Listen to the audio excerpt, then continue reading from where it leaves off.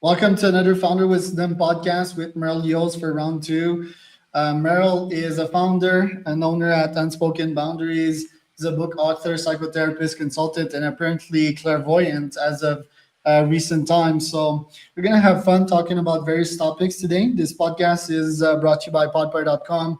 That is my podcasting company. If you want to start your pod, scale it, monetize it, go to podpar.com. Meryl, welcome to the pod. Tell us what's been new in your life as of late, and also what are we talking about today?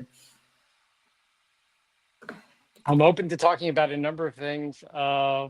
We could certainly touch on the Boundaries Workshop that's available now online on demand, so people can take it in when they want it and how convenient to their time. Uh, I've been talking a lot more publicly about.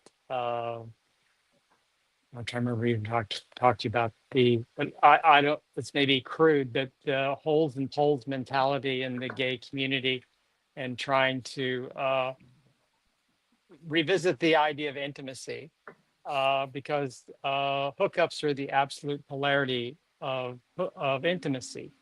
And so, but most guys don't really know what that is. I was several years ago, and I was briefly living in San Diego. I went to this gay men spiritual meetup, and very quickly it was clear to me the facilitator had no idea what he was talking about. So I took over the meeting and introduced the concept of intimacy, and then I defined it for them. And the guys were absolutely shocked. They spent the entire rest of the time talking about what intimate, when they discovered what intimacy really was, it just opened them up in a whole way, and they were kind of shocked. And that's just sort of my experience of dating and being out in the gay world. It's all about the next hookup. It's about getting off, that they have no idea about actually getting vulnerable and exposing who they really are and experiencing that connection to another human being. That is what intimacy is really about. And it's just sad and shocking. And it makes Yeah, dating really hard. well, not only the gay community, right? Like even in Yeah. the heterosexual world, it's a topic that I often talk about what it means to be a man. And I feel that chasing pussy all the time is not going to get you anywhere. I think it's mostly about leading and serving a community and going for scale, right? Like being 1% better every day rather than have a trophy date here. Oh, I fucked this person, I fucked this other person. So what has been your experience in that field, and how is that potentially detrimental to communities and the world right now? Well, I think heterosexual men tend to leave it up to women to be vulnerable. And but they don't really see a man being vulnerable. In masculinity culture, that means being not a man, and that's really problematic because actually it takes a lot more sense of self. It takes a lot more presence to actually be vulnerable and stay there in the moment than it does to just bluster your way through or beat somebody up or drink more alcohol to numb yourself out to all the feelings coming up, or pot or all the other possibilities out there. And we have done a really, really lousy job of raising men, of teaching them Right. what it really means to be a man. And we're paying a huge price for that. Yes. Talking about myself, probably like 10 years ago, I was in that mindset, right? Like I've always been good at sales. I've been an entrepreneur, and I brought that knowledge to the Tinder game. In the gay community, I believe it's Grinder that's called your number one app. But Yes, I yes. was just like a master at sending a bunch of message and getting reactions and getting to dates and getting to the hookup phase after. So that was it's like such an easy mindset to just generate serotonin in my brain, make me feel good, right? Sense of identity. I'm not enough myself, so I need to conquer others and show my exploits, right? But at some point in there, I matured. I've been in the self development game around that time as well. I was like, okay, I need a wife. And not so long ago, so in that phase, I met my wife here in Oaxaca. It was 7 years ago. We started traveling the world. I was still watching porn by then. I stopped that, which was really, really hard because I grew up on that with my boys and my friends, and it was all about like telling these stories, right? And then I even stopped masturbating in the process. So I really reset my brain, the serotonin systems, to not be stoic, but just reset them, right? So there's not always that need to go after these things, and stop chasing sexuality and rather chase leadership and community, and find love in better ways and express it, and feeling accepted in those ways, if that makes sense. So that was my journey. I feel that a lot of people will never go through first committing, second giving up on porn, and third even masturbation. I'm not saying these things are bad, but what do you think about that journey, and what is the normal journey in the homosexual community and heterosexual community? Well, I think, well, there's so many different ways I can go with this. So can I change the direction of this slightly, but Yeah, stay on topic? Is that the other piece here is that most boys have some degree of sexual trauma. we talked about And that last time. Yeah, right. I And remember so that. I'm getting deeper into that. And this is sexual trauma is what creates sexual compulsivity. Right. And so they're trying to unconsciously resolve that trauma by being hypersexual and repeating that over and over and over again. And so they're stuck in this loop. So they're not even having sex with a person. They're just recreating something inside of themselves. And so there's no vulnerability, there's no connection. And so, but so to answer your question, there is, I think, a big problem with is that the boys aren't being protected. The Hmm. moment the boys are born, they're told they're supposed to take care of their mother. And that's deeply programmed into them. They're not allowed to be vulnerable. They're not allowed to be innocent. They're not allowed to just be a little boy. And so consequently, they get sent out into the world without the same level of protection that girls get. And there's increasing belief that boys are sexually abused much more than girls. It's just it Hmm. doesn't get reported. It may not even be seen as sexual abuse. In Latin America and South America, it's very common. At the age of 13, the boy is marched off to the whorehouse and loses his virginity so he can be a man. I mean, what a shallow description of what it means to be a man. I mean, I just find that appalling, but that is a traumatic experience for that boy. And that's where and his source of sexual compulsivity comes out of that, trying to recreate that overwhelming excitement that happened at that moment, which is not what sex is about or like. But if that's all they know, that's all they keep trying to recreate over and over again. And so boys aren't allowed to have feelings, and that's whether they're gay, straight, or whatever. I mean, gay men, I think, have maybe slightly more permission to be sensitive, but it shows up all this machismo and how many guys I can sleep with this week, and and it's a lot more available, I think, to gay men than it is straight men. I think it takes less effort, in a manner of speaking, that there's more of a game involved with women than there is with men, and so that reinforces where they're at, and they just keep going and going. But yeah, and then we've got this whole a macho Trump culture thing going on. It's the absolute worst version of what it means to be a man. It's such a shallow definition, and these guys who don't have anything else to hold on to are grasping that and saying, "Yeah, this is how it's supposed to be. It's how everybody's supposed to be," and it's problematic to say the I'm least. laughing about it now, but I can just imagine the classic Trump supporter,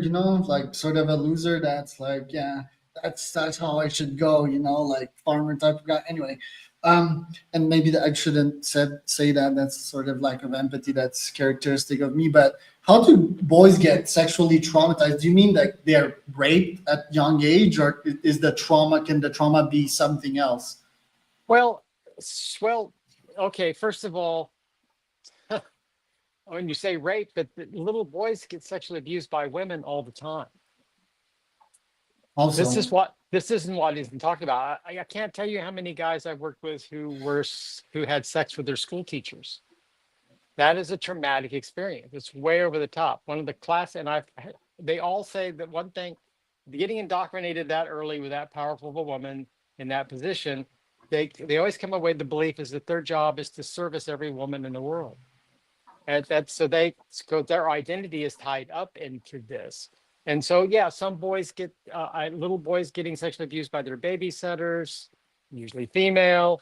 Uh, Parents, the vast majority of sexual abuse happens within the family and within the support system of that family, the minister, the Boy Scout leader, the whatever, because it's always in the trusted circle of the family. And so boys, if they're old enough, or well, no matter how old you are, you take on the shame of the abuser because they know they're doing something wrong and you just absorb that. And if that gets eroticized, then they're out there running around with this eroticized shame. And that's what creates a lot of that compulsivity over and over and over and over again. Because there's nothing more powerful than adding shame and erotic energy together. That is like the high end, but the problem is it also keeps you from being truly vulnerable to another person and really showing up. So it's really problematic. So, and then of course the lack of relationship with the father often, and because the father's confusing his own stuff to what he's doing, and so he's just passing that on. And some men who don't like little boys, they prefer little girls, whether they're sexual with them or not. It's just there's just uh, we have such why we men have all this power, but they're so isolated and so alone, and they have so little clarity about what they're supposed to be doing in the world and how they're supposed to interact with it because they don't ever get trained. And then girls get the other end; they get all the responsibility, but none of the power. So we have all of this craziness going on. Right. So your thesis is sort of breaking these chains and putting boundaries, sort of, and Well, boundaries yeah, that. Go yeah, because ahead. the boundaries that I talk about, there's several levels of this, but the and deal with therapists a lot, and people. The belief is that you should merge with another person and take on their pain so that you can have empathy and compassion for them. That's absolute bullshit. It's a great way to absorb their stuff, and it gets their stuff mixed up in your stuff. And instead of being the witness to their pain and validating it, you're in the middle of it and you're intruding upon their stuff. And then Yeah, you're that brings a lot of absorbing some of that. confusion. Yeah, and it's really bad all the way around because what a person in pain needs is validation that their pain is real. They Yes. don't need you to feel it. They need to Right. know that what they're feeling is okay and real and that that's acceptable and that they will get through this. That is not merging with them. That is not absorbing their pain. That is not taking it on. It's not feeling it for them. That's all wrong, rude, and really problematic because you're then sucking up all of that shit and you have to process it. But how do you validate their stuff without feeling it if everything we do as humans is based in feelings? Well, but feelings, we know what it's like to be hurt. We know what it's like to have something bad happen to us. And being in contact with somebody, I'm an empath.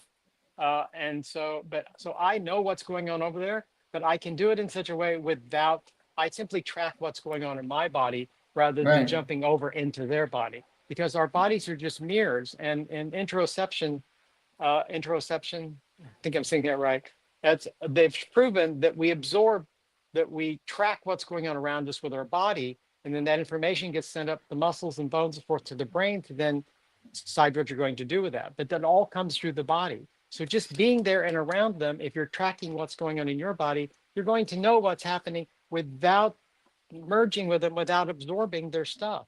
But Hmm. that's what I teach in the workshop. I get really deep into this and all of this. And so most people don't understand the rules of how this actually works. So they're just like, because when you're a child, you don't have any boundaries. When mom's upset, you feel all of her upset. Or when dad's angry, you feel all of dad's anger and you're overwhelmed by that because you don't have any way of blocking it or pushing them out. Right. So parents should merge with a child when they're born because they can't tell you what's wrong. But by the age of 18 months, the parents have to start withdrawing. And by 3 years of age, they have to be completely out of there or they're intruding upon the development of the sense of the child. And that's how Right. you create a narcissist is by being completely dissolved into them and they don't ever have a sense of them. It's always their experiences is in the reflection they're getting back from the other. And that is the definition of narcissism. Yeah, makes sense. Makes a lot of sense. And yeah, these would be like the helicopter parents.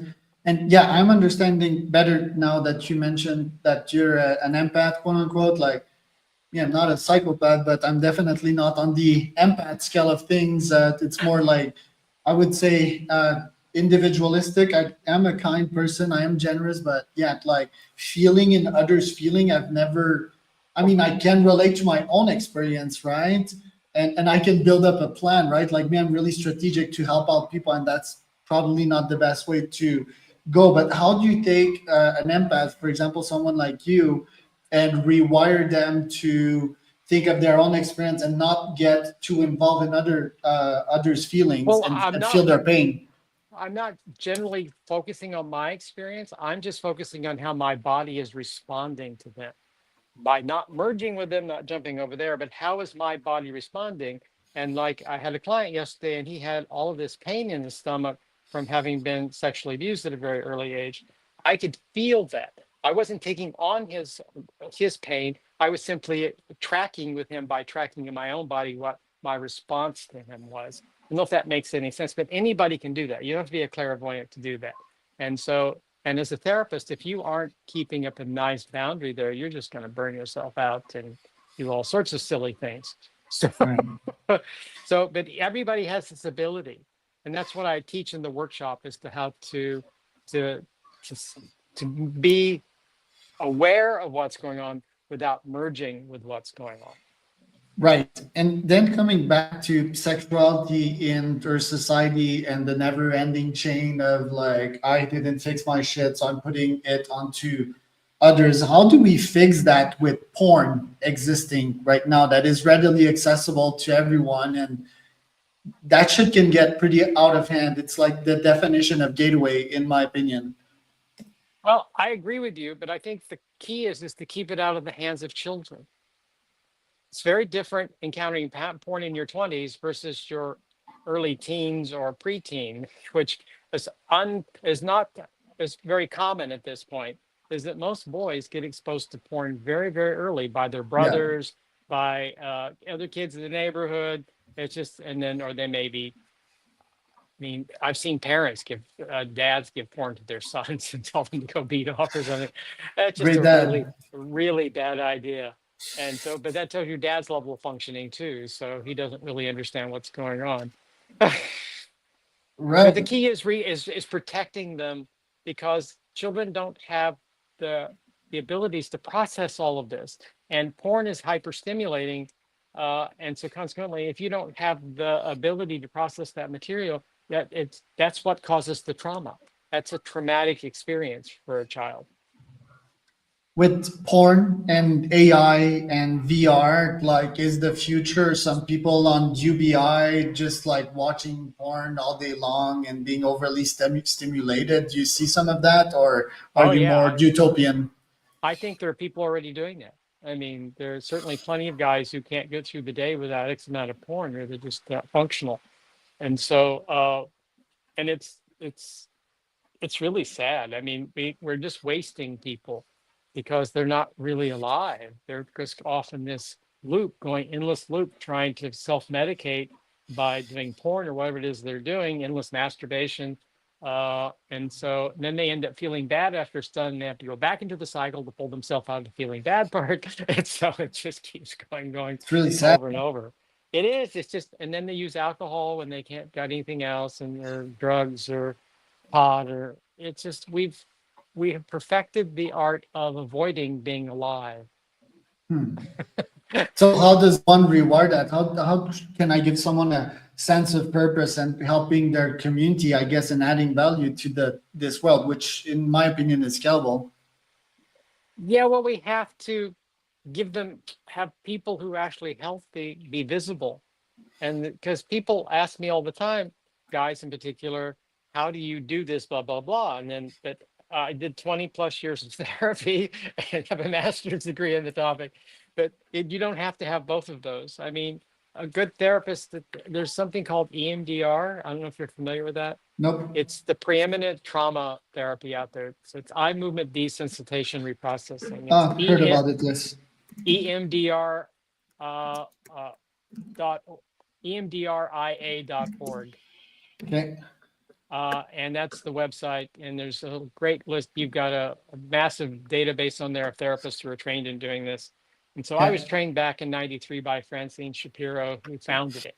This was, she was walking along one day and she noticed that she was processing some material which therapists are notorious for doing. And and she noticed that her eyes were moving in a particular way. And then she started experimenting with that. And then they started taking this technique or protocol that she put together, and they took some Vietnam vets out of the woods and literally put them back into society very quickly. It's profound how fast it works and how effective it is. Hmm. Uh, so finding a good EMDR therapist, clear up your old trauma. You know, in my homework, one of the first thing I do with my clients is I have them go up 20,000 feet and look down at the totality of their life and write the top 10 most painful moments of their life from now. And you Hmm. look at that list. And then I have them write the top 5 peak moments of their life. And with that information, I can do an amazing amount of work in a very short period of Wow. time. I love that. I love that approach. I'm actually gonna do it on myself. I've done some forms of it, and the EMDR thing is fascinating. Even when I think, my eyes they move a lot. I Yes, blink. exactly. That's exactly what's going on. So, Yeah, because I don't know, maybe the brain is like so close and emitting so much like electricity. But yeah, talking about these theories, right? Let's finish off with clairvoyant. Like, what is a clairvoyant? Is it just like using more your intuition and the data that you have, the scientific data from all these years, and using more your gut that time to make prediction on someone? How does well, that work? the clairvoyance is tapping into the universe. Okay. It's finding your spiritual guides, whether it be medicine Buddha or Archangel Michael or whoever, and you have, and plus the people who your family have passed and often are guardian angels of sorts. And so it's learning how to tap into that. And so, like for instance, 2 months ago, I got up. I was. I'll get a little personal sharing here. Maybe this will help make some difference. Is that for my birthday was October 15th, Yep. and on that morning of my birthday, I got up and my guide said to me, said, "You're going to give notice at the end of the month." I was living in an apartment in Ventura, California. And I said, "Really? Where am I going?" Because I had no idea. And they said, "It'll be okay." And so a few days later, I got a phone call from a dear friend of mine who says, "Come move in with me in Palm Springs." And it's by tapping into the universe, everything is known. But when you learn how to tap into that universal energy, that gives you access to infinite amount of information and knowledge. And But it's isn't data energy like this archangel? You know, like some people they've climbed the mountain or they've got in survival situations, and suddenly they had an archangel appear and guide them. yes, yes. Is that like brain invented? Is there some literature, some science behind that? No, science doesn't really understand that. So that's our most method of science could even begin to just to go after this because it's so much bigger than that. And so Hmm. everyone has their guardian angels. It's just because Hmm. this is not the real world.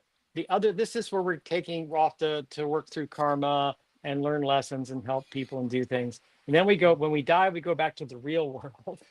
That's what people don't understand. This is the make believe period. Then you go back there for the real stuff. That's a Buddhist version of it, Well, right? it But is. Well, but because one of my primary abilities is that I help people cross over. And one of the things I've interesting. discovered is that most people don't cross over. They're just hanging around because they don't know what to do. And so Yeah. I Well. can usually go in the few minutes and guide them through and they're just gone. Uh, Hmm. and it's always an interesting process and almost everyone's completely different. Hmm. But that's the real deal. And this is the made up one. Interesting. Well, let's see the discoveries that are going to be made. I understand that science can't explain everything at this point, but I am a very strong believer in the power of AI to scale and understand more things in the next couple of years and human magic combined together. But yeah, it's interesting. You made me think. Where can people find out more about you, Merle? MerleYost.com, unspokenboundaries.com. Those are the two primary websites that get you to me. But all of my stuff is on merleyost.com. And so there's a lot of, it's a massive website, and you'll get to know way more about me than you really want to know.